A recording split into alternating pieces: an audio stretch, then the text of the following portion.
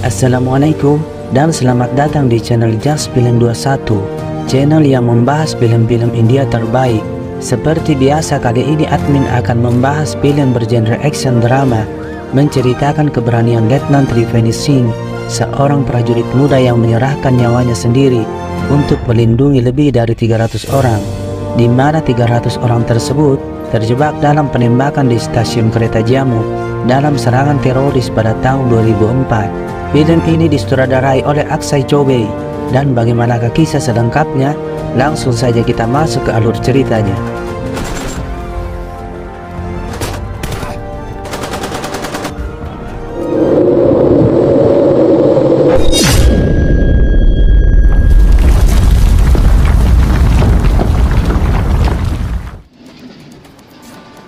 Film diawali dengan memperlihatkan situasi di stasiun kereta Jammu di tahun 2004. Terlihat sepasang suami istri yang akan melepaskan kepergian putri mereka.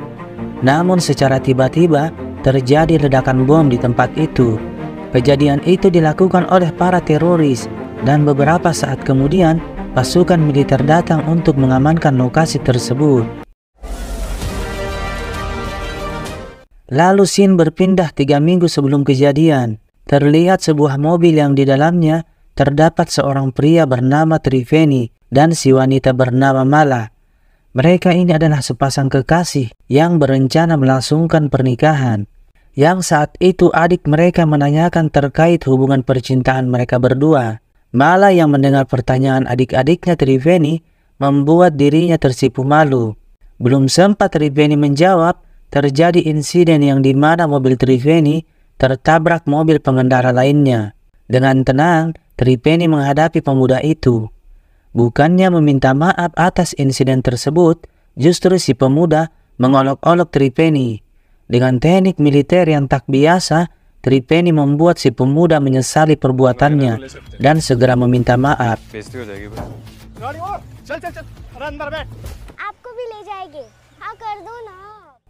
Setelah kejadian itu, hari-hari Triveni dan Mala dilalui dengan sangat bahagia. Bahkan, Triveni selalu mengajak Mala bergabung dengan keluarganya. Tak hanya itu, Triveni juga sering mengajak Mala jalan-jalan layaknya sepasang kekasih yang dimabuk cinta.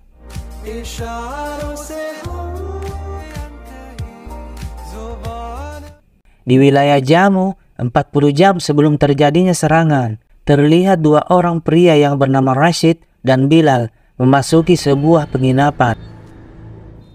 Scene berpindah di kediaman Triveni. Terlihat Triveni yang masih terlelap tidur. Ia kemudian dibangunkan ibunya, dan si ibu mengatakan jika ia telah menyiapkan sarapan untuk dirinya. Di hari itu, Triveni akan bertugas di wilayah Jammu. Saat akan pergi, terlihat Mala datang dengan membawakan bekal untuk Triveni. Kemudian si ayah juga mengatakan pada Triveni bahwa dirinya akan berbicara kepada Mayor Vishal, atasan Triveni, terkait usulan cuti pernikahan yang akan dilangsungkan dalam waktu dekat. Sedangkan adik Triveni akan menyiapkan dekorasi serta persiapan pernikahan yang lainnya. Mendengar hal itu, Triveni mengiyakan semua yang disarankan dari keluarganya. Setelah itu, ia pun berpamitan pada mereka semua. Dan tak lupa, Triveni memberikan pelukan hangat untuk Mala sang kekasih. Di stasiun kereta Jammu, terlihat 2 orang pria yang membawa 2 peti box besar yang memohon pada si kepala stasiun agar memasukkan dirinya ke daftar penumpang yang akan berangkat esok harinya. Namun si kepala stasiun mengatakan jika mereka hanya bisa mendapatkan tiket lusa dan meminta kepada kedua pria itu memindahkan box mereka dari tempat itu.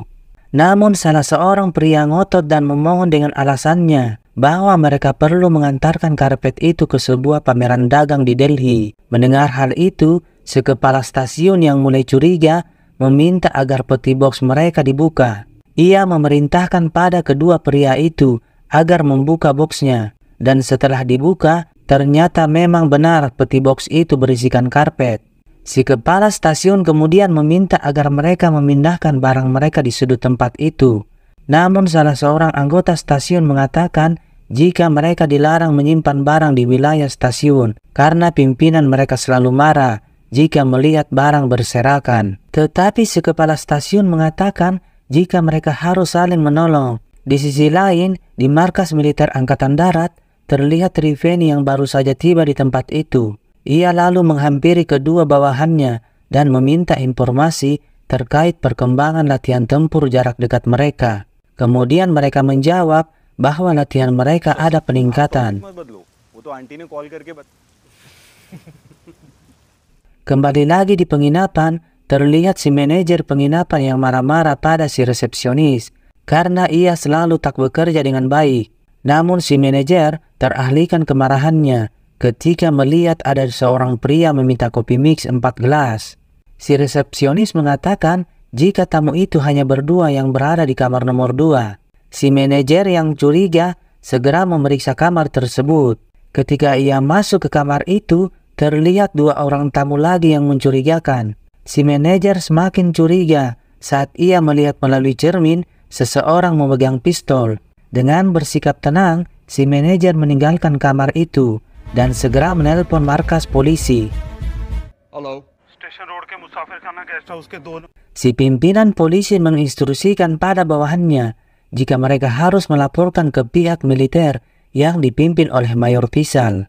Dan benar saja, mereka adalah seorang teroris yang merencanakan sebuah serangan di stasiun Jammu jam 7 besok. Kemudian si pimpinan teroris mendapat panggilan telepon dari anggotanya yang di scene awal tadi membawa box karpet di stasiun Jammu.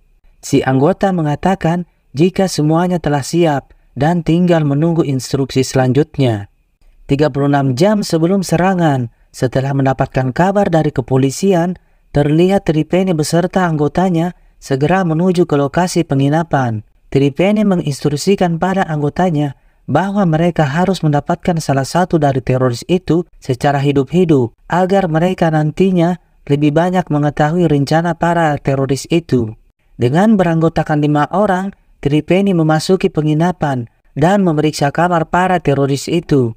Namun ternyata para teroris itu telah menyadari dan mereka sudah tidak berada di kamar itu. Saat Triveni akan menaiki sebuah tangga, terjadi aksi tembak-tembakan antara dia dan salah seorang teroris. Tapi dengan cepat, si teroris dihabisi oleh anggota Triveni. Selanjutnya Triveni masih mengejar pimpinan teroris itu. Namun pimpinan itu seperti belut, licin tak dapat ditangkap. Sehingga pimpinan teroris itu berhasil meloloskan diri. Sedangkan si Rashid telah terdesak oleh anggota Triveni. Namun ia menawan seorang warga sipil. Akan tetapi, ia tak menyadari bahwa Triveni sudah berada di belakangnya dan langsung bergelut merampas pistolnya. Saat si teroris akan menembak Triveni, secara refleks anggota Triveni menghabisinya karena melihat si teroris akan menembak Triveni.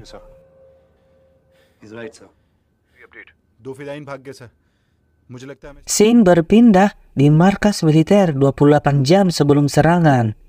Terlihat Triveni membawa beberapa barang bukti dari teroris yang diambil di penginapan tadi. Triveni menyampaikan pada pimpinannya terkait kekecewaannya karena tak berhasil menangkap hidup-hidup salah satu teroris itu. Jika saja ia berhasil menangkap hidup-hidup, kemungkinan rencana besar para teroris itu akan mereka ketahui. Di malam harinya, salah seorang teroris menelpon pimpinan mereka. Ia mengabari bahwa dirinya siap melakukan tugasnya, tetapi si pimpinan teroris mengatakan jika mereka harus menunda beberapa waktu, dikarenakan 2 orang anggota mereka telah dihabisi oleh pihak militer. Ia juga menyampaikan agar menunggu informasi selanjutnya dan paket mereka tetap diamankan. Di pagi harinya, di markas militer 12 jam sebelum serangan, terlihat Triveni yang sangat gelisah menunggu kabar. Kemudian Triveni menelpon seorang anggota militer dan menanyakan hasil pemeriksaan barang bukti berupa isi ponsel si teroris. Namun si anggota itu mengatakan jika mereka masih berusaha melacak keberadaan para teroris. Kemudian Triveni menghadap kepada Mayor Faisal dan memberitahukan barang bukti apa saja yang diambil di lokasi kejadian beberapa waktu yang lalu. Ia juga memberitahukan kekecewaannya yang tidak berhasil menangkap hidup-hidup salah seorang teroris. Namun Mayor Faisal tak mempermasalahkan hal itu dan merasa Triveni telah melakukan tugasnya sebaik mungkin. Selanjutnya, Mayor Pisal memberitahukan kabar gembira terkait cuti menikahnya yang telah disetujui. Akan tetapi, Triveni menunda dan tak bisa meninggalkan tugasnya karena merasa dalam waktu dekat ini akan terjadi serangan dari teroris. Berpindah di stasiun kereta Jammu, terlihat pimpinan stasiun kesal pada bawahannya karena membiarkan box besar milik penumpang berada di wilayah stasiun. Si anggota lalu meminta para kuli untuk memindahkan barang tersebut. Salah seorang teroris yang berada tak jauh dari tempat itu memang dengan sengaja menyimpan boxnya agar nantinya mereka pindahkan. Ia kemudian menelpon rekan terorisnya yang lain dan mengatakan jika rencana mereka telah berhasil. Di sisi lain, terlihat seorang supir truk yang ditelepon oleh pimpinan teroris. Si pimpinan teroris mengatakan jika 2 orang lagi akan bergabung dengannya.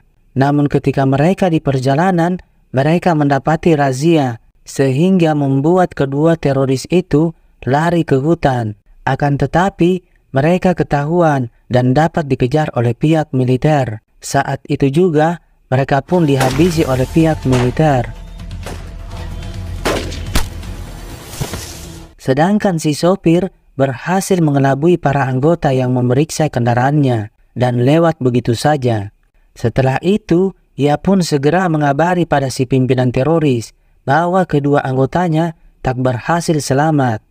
Kembali lagi di stasiun kereta Jammu, 7 jam sebelum terjadinya serangan, terlihat Triveni beserta anggotanya baru saja tiba di stasiun itu dan langsung memeriksa seluruh pengunjung.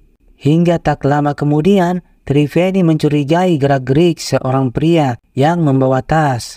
Merasa telah dicurigai, si pria lantas berlari, namun sayang, ia berhasil dikejar oleh Triveni.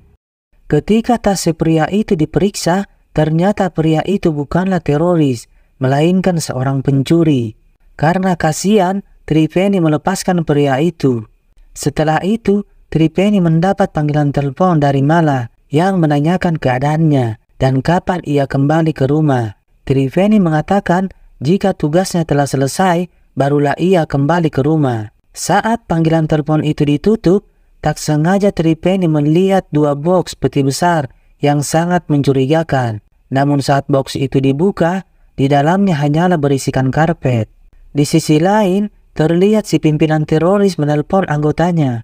Ia mengatakan jika hari ini mereka harus bersiap-siap karena dirinya dan seorang lagi rekannya akan bergabung dengannya dalam serangan beberapa jam lagi. Hingga tak lama kemudian, si sopir telah tiba di tempat rahasia mereka dan meminta agar segera mengeluarkan barang yang ada di truk tersebut. Para kelompok teroris ini menyamar menjadi seorang anggota militer, hingga ketika mereka berpapasan dengan Triveni, mereka dapat mengelabui Triveni dan anggotanya. Kemudian Triveni mendapat panggilan telepon dari markas dan ia diberitahukan bahwa mereka telah mengetahui lokasi panggilan telepon terakhir dari kelompok teroris itu.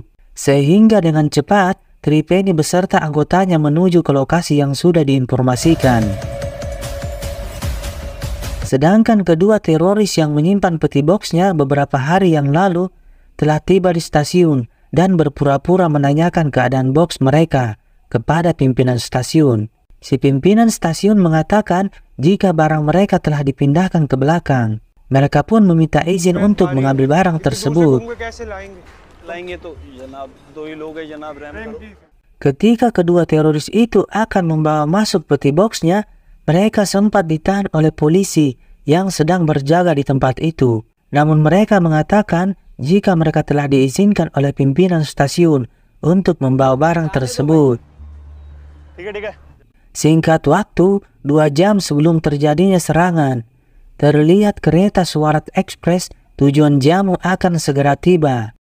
Sin kembali ke Triveni yang saat itu telah tiba di gudang penyimpanan para kelompok teroris. Namun sial, saat mereka masuk ke dalam tempat itu, Triveni tak mendapatkan apa-apa. Setelah memeriksa barang-barang di tempat itu, Triveni baru menyadari bahwa peti box yang dilihat di stasiun tadi sama persis dengan box yang ada di tempat tersebut.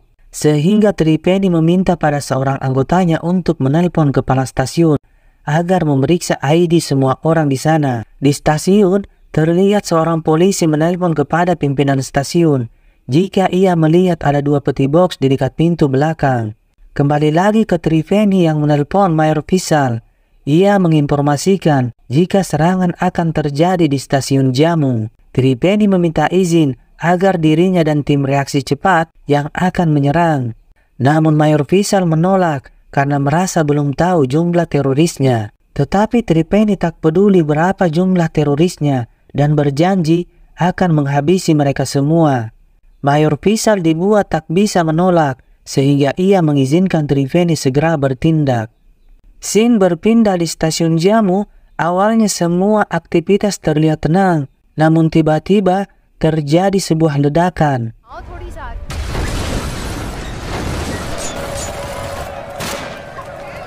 Para teroris mulai menembaki petugas polisi serta warga sipil yang ada di tempat itu. Sedangkan Triveni mendapat informasi jika telah terjadi serangan di stasiun Jammu.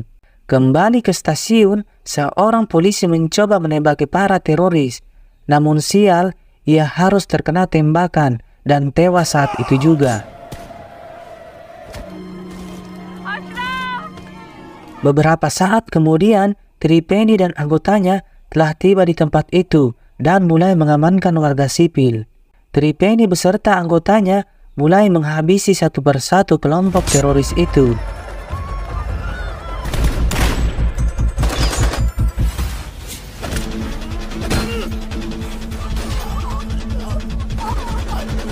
Sedangkan di kediaman Triveni, si ayah beserta keluarga yang lain menyaksikan berita mengenai penembakan yang terjadi di stasiun Jammu. Si ayah meminta malah menelpon Triveni, namun panggilan itu tak diangkat juga oleh Triveni. Kembali ke Triveni yang masih adu tembak dengan para teroris. Ketika ada kesempatan, Triveni menghampiri si pimpinan teroris dan menghabisinya.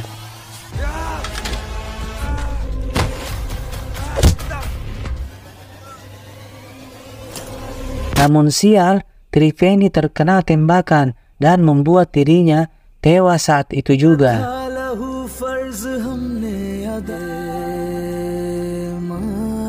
Ayah serta ibunya yang menonton berita itu dibuat syok melihat kabar tewasnya sang anak yang mereka sayangi. Sedangkan Mala yang mendengar kabar kematian Triveni sangat bersedih harus kehilangan pria yang sangat ia cintai. Film ini didedikasikan untuk Letnan Triveni yang telah menyelamatkan ratusan nyawa di stasiun Jammu pada tahun 2004. Dan film pun selesai. Terima kasih yang telah menonton video ini sampai selesai. Jangan lupa subscribe, like, komen, dan sarannya untuk perkembangan channel ini. Sekian dulu dan nantikan video selanjutnya.